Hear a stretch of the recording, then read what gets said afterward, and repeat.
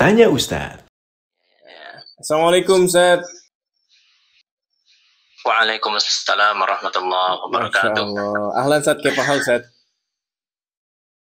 Alhamdulillah sehat. Gimana kabar antum di sana? Alhamdulillah di sini juga sehat. Masya Allah, Masya Allah. Gimana Ustaz puasanya? Lancar-lancar aja Ustaz?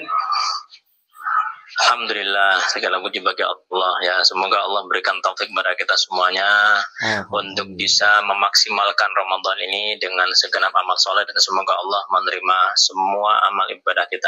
Amin. Amin, insya Allah, insya Allah. Ustaz Afwan ya, anak ganggu nih Ustaz.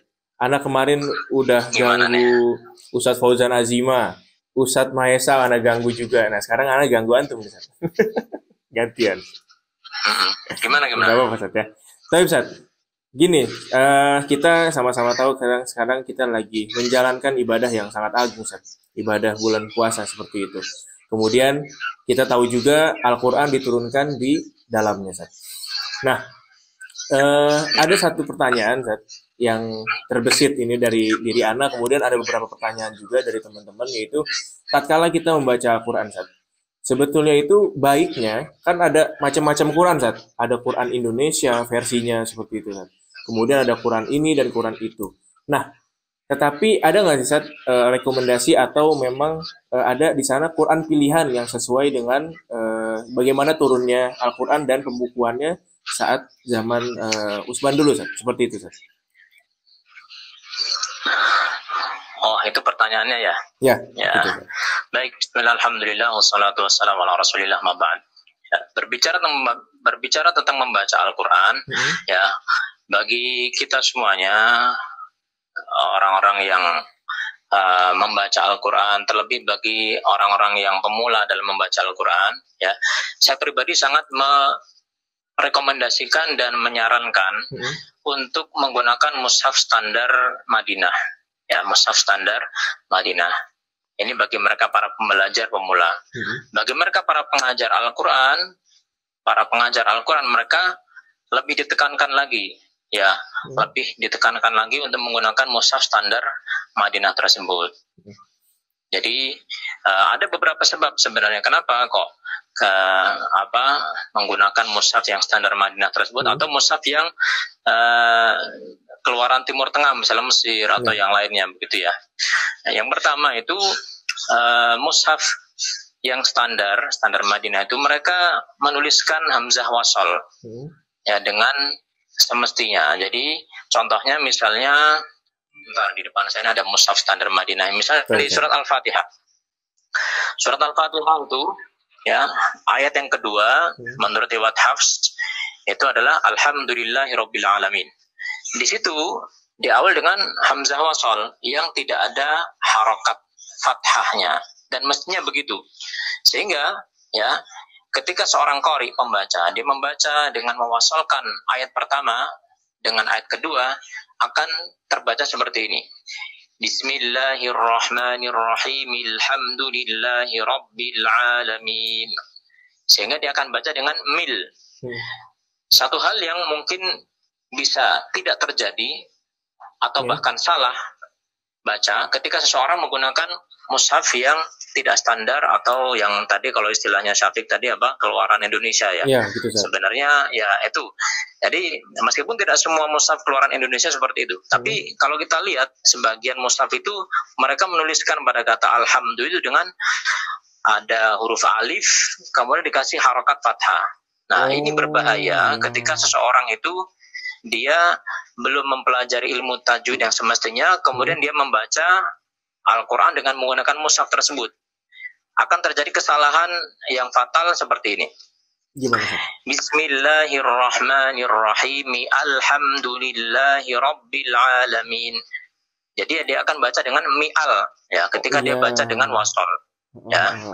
Ini satu poin. Kemudian kalau kita lihat di beberapa tempat di Al-Quran, saya akan ambil contoh sebentar. Nah, ini. Surat Al-Anfal. Surat Al-Anfal ayat 60. Ayat 60. Kalau mushaf standar itu halamannya 184. Pada firman Allah, ya, yang surat Al-Anfal 60 itu. Ya.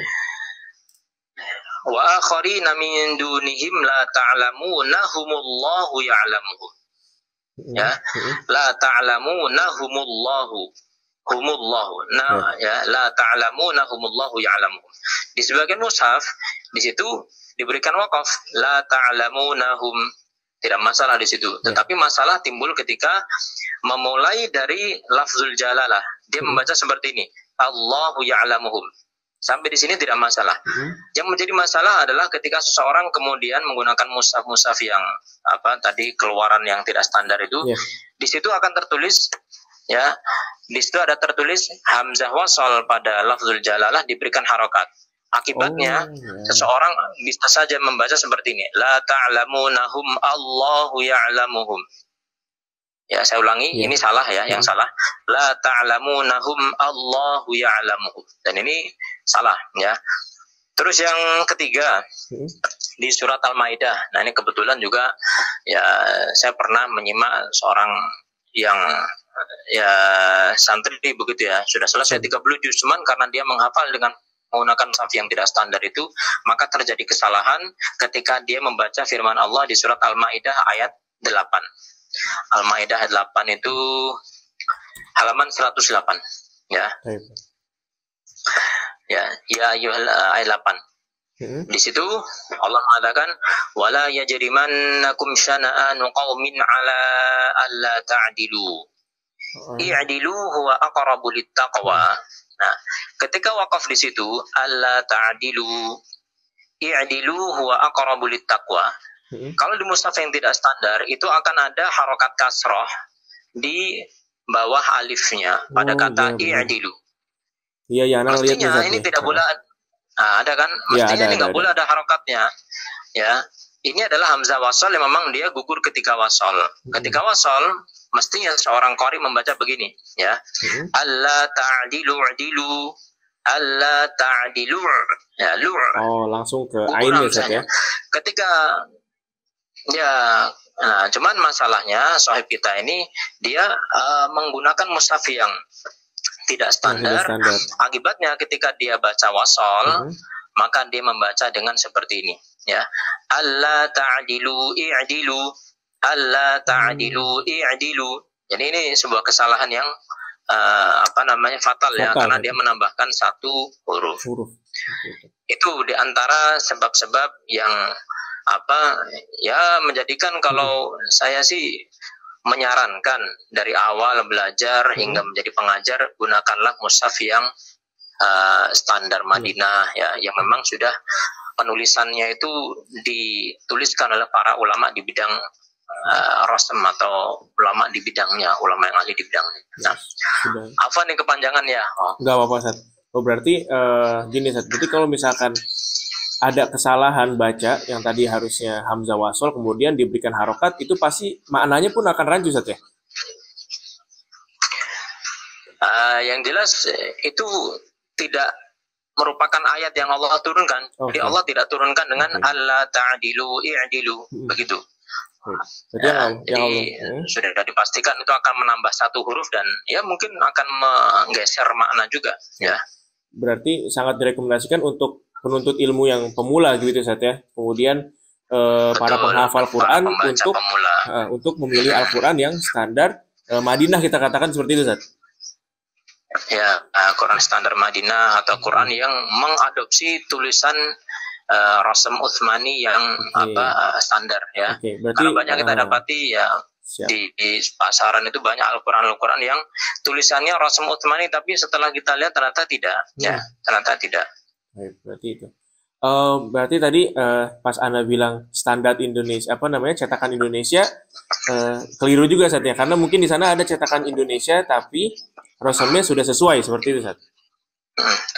Oh iya, ada. Alhamdulillah sudah mulai makin banyak karena memang mungkin banyak kendala-kendala semisal yang dihadapi atau di lapangan ketika menggunakan mushaf yang tidak standar untuk membaca atau menghafal, apalagi untuk mengajar. Anda simpulkan sedikit, Ustaz. Berarti kalau misalkan kita menghafal nih, misalkan kita menghafal pakai Al-Quran yang belum standar seperti itu. Ketika kita talaki kepada syekh kita atau ustadz kita, kemudian ustadz kita mendengar ada kesalahan baca, itu kemungkinan nggak saat kita harus mengulang lagi hafalan kita yang pernah kita hafal tadi? Ya bisa jadi iya, bisa jadi nggak, tergantung kesalahannya di mana. Kalau misalnya kesalahannya umpamanya di ayat yang tadi, berarti tinggal diperbaiki saja di ayat tersebut ya. Tetapi kalau misalnya untuk pengajar nih, khususnya untuk para pengajar Al-Quran dimanapun berada, maka ya saya pribadi sangat menekankan untuk menggunakan mushaf yang standar, karena penulisan-penulisan yang berkaitan dengan masalah tasydid, kalau mushaf standar itu sangat disiplin. Yang misalnya untuk penulisan tasydid itu, tasydid kan bertanda idgham kamil ya, jadi tidak boleh sembarangan naruh tasydid. Sementara kalau di sebagian tempat di mushaf yang tidak standar itu ditaruh saja tasydid dimanapun yang pengen ditaruh gitu. Artinya mestinya kan ada idgham yang kamil, ada idgham yang nakis, yaitu ditandai dengan ada tidaknya tasydid. Nah ini terkadang tidak perhatikan di dalam mushaf yang tidak standar tersebut. Pokoknya kalau pengajar udahlah pakai mushaf standar begitu. Oke, itu udah mutlak untuk pengajar saat ya, harus pakai Quran yang standar. Mestinya begitu ya. Tapi Ustaz, jazakallah khair Ustaz, jawabannya Masya Allah Ustaz. Wah iya, karena bersyukur nih banyak banget faedah-faedah yang udah kita ambil pada teleponan kita ngobrol pagi hari ini Ustaz. Ya, semoga apa yang kita dapat bisa memberikan manfaat juga kepada orang lain nantinya Ustaz, untuk yang mendengar konten ini. Amin ya rabbal alamin. Tapi Ustaz, barakallahu fiik, jazakallahu khair. Ini dari Anda. Asik, barakallahu fiikum. Assalamualaikum warahmatullahi wabarakatuh. Waalaikumsalam warahmatullahi wabarakatuh.